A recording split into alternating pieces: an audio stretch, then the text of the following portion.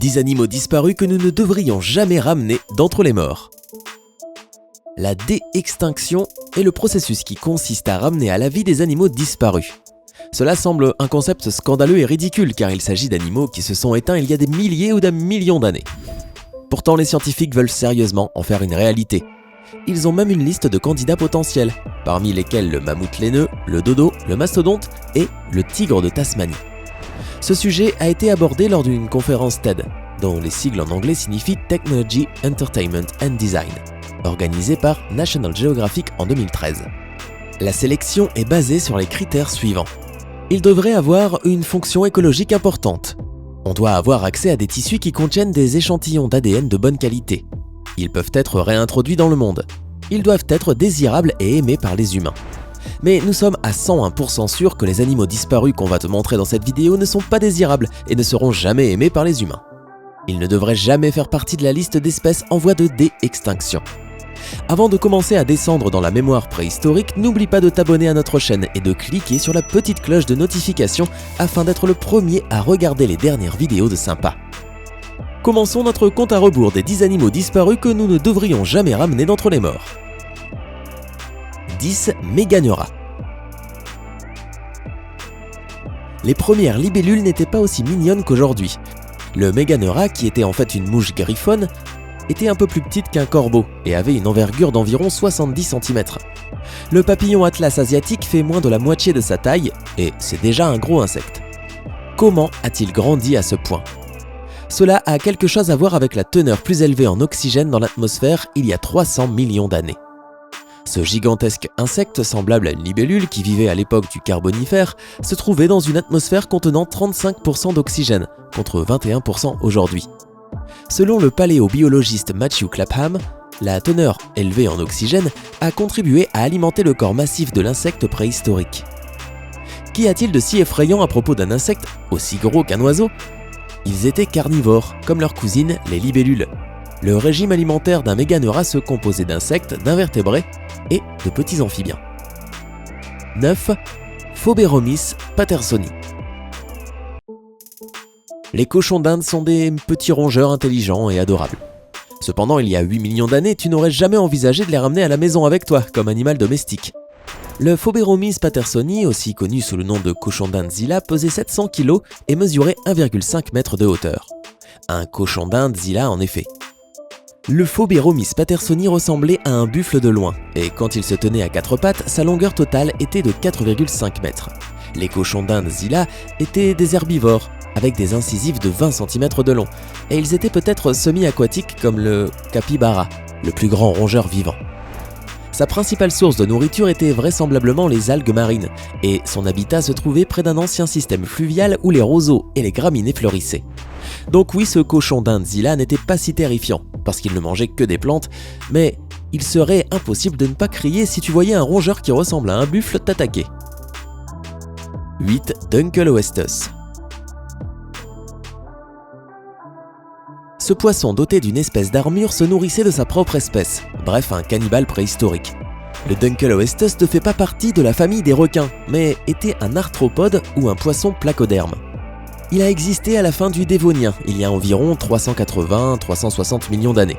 Il est considéré comme le premier prédateur de son époque. C'était aussi l'un des principaux prédateurs de l'ère paléozoïque. Ce poisson terrifiant pouvait grandir jusqu'à 10 mètres et au lieu d'avoir un ensemble de dents pointues, il avait 2 longues lames osseuses. Sa morsure était aussi puissante que celle du Tyrannosaure Rex et de nos crocodiles modernes. On estime que ces puissantes mâchoires pouvaient plier le métal et mordre le bras d'un humain avec une extrême précision. Heureusement, il s'est éteint avant l'apparition de l'homme, parce que ce mangeur n'aurait même pas pensé à 2 fois avant de manger de la viande humaine. 7. Hélicoprion. Encore un ancien animal avec des dents bizarres. Il a nagé dans les profondeurs de la mer il y a 290 millions d'années. Il mesurait 11 mètres de long, avait des traits de requin et faisait 2 fois la taille du plus grand requin blanc connu. L'hélicoprion avait aussi un surnom, le tueur à la tronçonneuse. Son nom signifie scie hélicoïdale en grec, et son surnom provient des dents de sa mâchoire inférieure, qui étaient semblables à celles d'une scie circulaire. Il est intéressant de noter qu'il n'avait pas de dents sur sa mâchoire supérieure. Eh oui, sa bouche, composée de 15 à 18 dents dentelées, fonctionnait comme une scie circulaire pour manger sa proie. Il avait peut-être l'apparence d'un requin, mais ce n'en était pas vraiment un. Alors c'était quoi? L'hélicoprion appartenait aux chimères, un type de poisson cartilagineux. 6. Deinosuchus. Ce crocodile préhistorique était un prédateur opportuniste qui a vécu à la fin du Crétacé, il y a environ 82 millions d'années. Il était apparenté à l'alligator et pouvait mesurer jusque 12 mètres de long. Le Deinosuchus avait un corps volumineux et massif, mais cela ne le rendait pas moins agile que les alligators modernes. Ce crocodile géant, dont le nom signifiait « terrible crocodile », préférait comme habitat les estuaires et chargeait comme un alligator. Il s'attaquait aux tortues de mer et aux dinosaures. Ouais, t'as bien entendu. Ce terrible crocodile pouvait abattre des dinosaures de sa propre taille. Et on tient cette information des fossiles de T-Rex, à savoir l'Albertosaurus et les Apalachiosaurus. Cela signifie que le Deinosuchus avait une mâchoire puissante qui pouvait écraser les carapaces des tortues et une force qui pouvait vaincre d'autres prédateurs. 5. Gigantopithèque. Le Bigfoot existait à l'époque du Pléistocène, il y a environ 2,6 millions à 11 700 ans. Le Gigantopithèque, qui signifie grand singe, était un parent des orang-outans. Ce grand singe marchait en quadrupède à 4 pattes et habitait les forêts tropicales d'Asie. Ses dents, faussement appelées dents de dragon, étaient faites pour moudre et mâcher les plantes, en particulier le bambou. Le Gigantopithèque était peut-être comme un énorme panda, mais tu aurais quand même été intimidé par sa taille. Il mesurait environ 3 mètres et pesait plus de 500 kg. 4. Mégapiranha. A-t-on besoin d'en dire beaucoup plus? Ce qu'on peut dire, c'est qu'il était plus grand que les piranhas modernes et qu'il avait une plus méchante force de morsure. Mais quelle était sa taille? Les mégapiranhas mesuraient 1 mètre de long et pesaient entre 10 et 15 kg. Cet énorme piranha vivait à l'époque du Miocène, il y a 6 à 10 millions d'années. Outre sa taille, 3 fois plus grande qu'un piranha noir des temps modernes, la morsure redoutable de ce poisson préhistorique était légendaire. Le mégapiranha avait une force de morsure de 127 à 485 kg, soit environ de 9 à 50 fois son poids. De nos jours, il serait capable de percer la carapace d'une tortue ou les écailles d'un poisson-chat blindé. Quand on sait que les piranhas modernes sont capables de mordre les orteils des baigneurs imprudents, ça fait froid dans le dos. Aïe. 3. Ours géant à face courte. Il n'y a rien de court dans cet ours préhistorique. Il y a environ 500 000 à 2 millions d'années, l'ours géant à face courte était le carnivore le plus puissant. Son nom scientifique est Arctodus simus et il pesait entre 1000 et 1700 kg, ce qui le rendait presque 3 fois plus lourd qu'un ours polaire. Mais attends qu'on te dise sa taille. Tu es prêt? En position quadrupède, il faisait de 1,50 m à 1,80 m. Oh, c'était comme un humain moyen. Mais sur 2 pattes, il mesurait de 3,5 mètres. Quelle bête! Tu n'aurais eu aucune chance de t'échapper de cet ours massif, parce qu'il pouvait courir à une vitesse allant jusqu'à 64 km à l'heure et avait une portée pouvant atteindre 4,5 mètres. 2.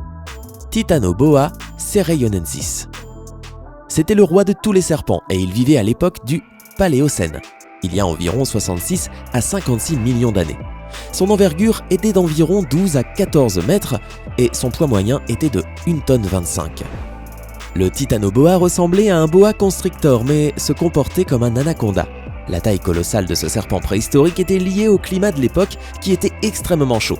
Exactement la bonne température dont le titanoboa avait besoin pour maintenir sa croissance. 1. Mégalodon. Comme toujours, on a gardé le meilleur pour la fin.